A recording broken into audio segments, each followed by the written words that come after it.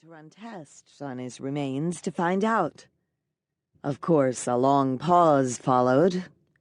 I kept waiting for the click of a phone hanging up, which would have been fine. I'd have just called one of the other numbers on my list. I hadn't expected this to be easy. "Seriously?" he said finally. The same way he might have said, "You're eating bugs?" "Yeah, seriously. So how about it? Don't you want to help me rewrite American history?" "I'm sorry, could I get your name one more time?" he said. "Could you spell it for me, and tell me where you're calling from?" I felt a restraining order coming on, so in the end I was the one who hung up. Oh well, you can't win them all. At home that evening I sat on the sofa, library books lying open on the coffee table next to me, and my laptop screen showing a half-dozen websites open. I was supposed to be researching Sherman. Instead, I was reading through the transcript for what must have been the 20th time. Tom Hansen had enlisted in the Confederate Army at the age of 16. At several points during the interview, he mentioned how young he'd been, how innocent, and how foolish. The interviewer kept having to prompt him to return to the focus of his story, his encounter with General Sherman under the light of the full moon.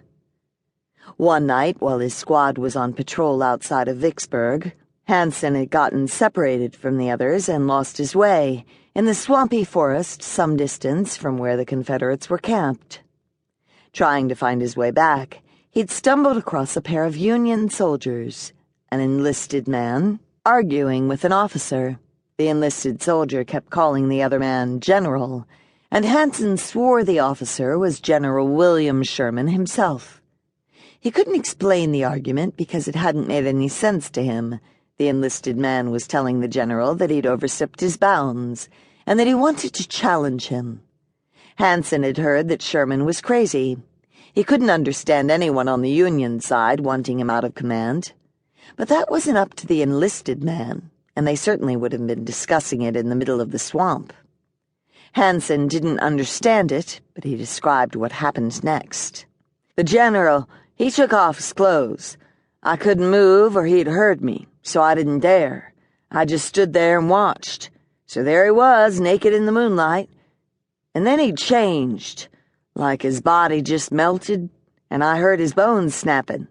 I can't say that I ever saw a wolf before, but that's what he turned into, big, shaggy, and with yellow eyes. That other soldier, well, he just ran. Didn't do him any good. That big old wolf chased him down." The door to the condo opened and closed, my husband Ben, lawyer and fellow werewolf, arriving home.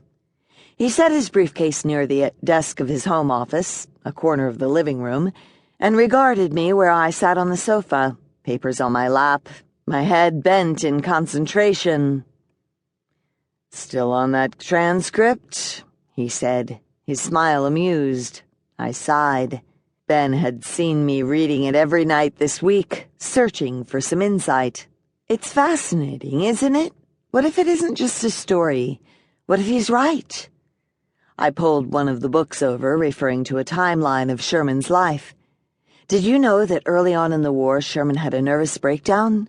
He was relieved of duty, and the newspapers and everyone said he was crazy, that he couldn't take the pressure.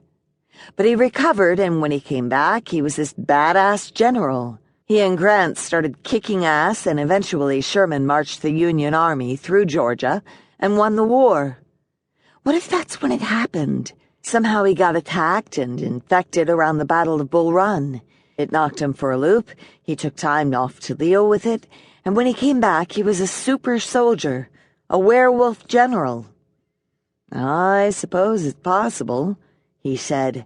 "But if you're right, he kept it really well hidden." "Lots of people keep it really well hidden," I said. "I'm betting it was easier to keep it hidden then than it is now." He sat on the sofa beside me, which was too tempting an invitation. I leaned toward him, pulling his arm over my shoulder and snuggling against him. As I hoped, he hugged me close and bent his head to my hair, breathing in my scent as I took in his, our wolf sides, claiming each other.